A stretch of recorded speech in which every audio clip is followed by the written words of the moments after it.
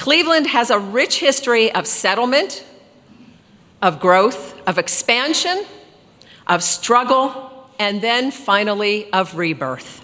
We have a unique opportunity to gather today as the STEM learning ecosystem community of practice and Cleveland's Women Living STEM. It is so cool to be able to get together with people who I know and people who I don't know, but we're all here for a common cause, and that is to push STEM forward and bring more and more and more of our children of all backgrounds into the STEM fields. It's going to do nothing but make our lives better in the future. For the next hour, and hopefully for years to come, we hope you think of STEM beyond the STEM disciplines.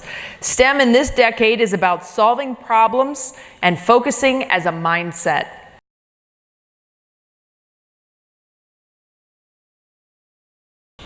When I got to college, I was forced to take 2 science classes. For the very first time in my life, science stopped being a vocabulary test and facts to remember, and started being the lives of inquisitiveness and adventure that I saw in 2 key professors in front of me. So my opportunity to see that sort of life of inquiry and life of discovery in action were small glimmers through my family life, sharp points of light in these 2 professors, and a few oceanographic expeditions I'd been able to do as a graduate student.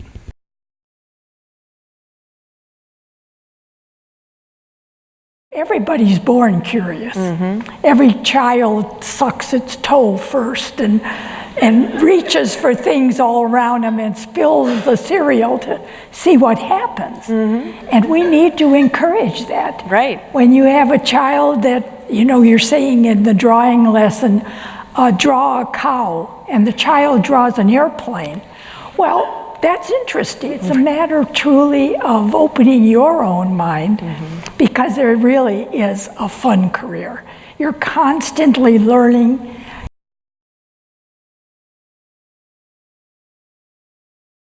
I think the key to innovation is imagination, and I think a lot goes back again to what the kind of education that a child has and the kind of environment they have in a home.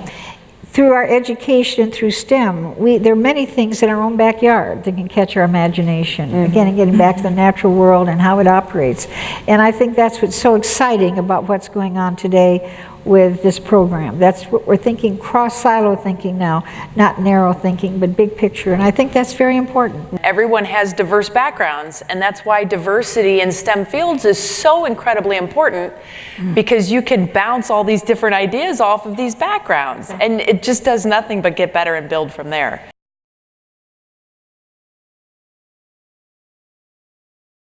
The physics degree, the science background, the preparation, I wouldn't trade for anything, because the discipline, the ability to learn how to think, to solve problems, all of those things that are so necessary, and those are transferable skills in any field.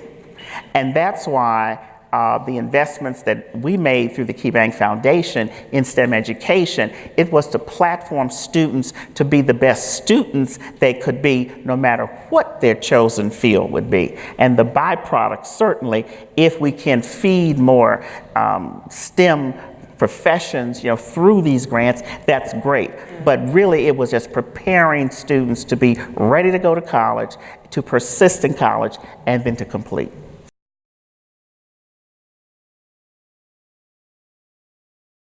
You never stop learning.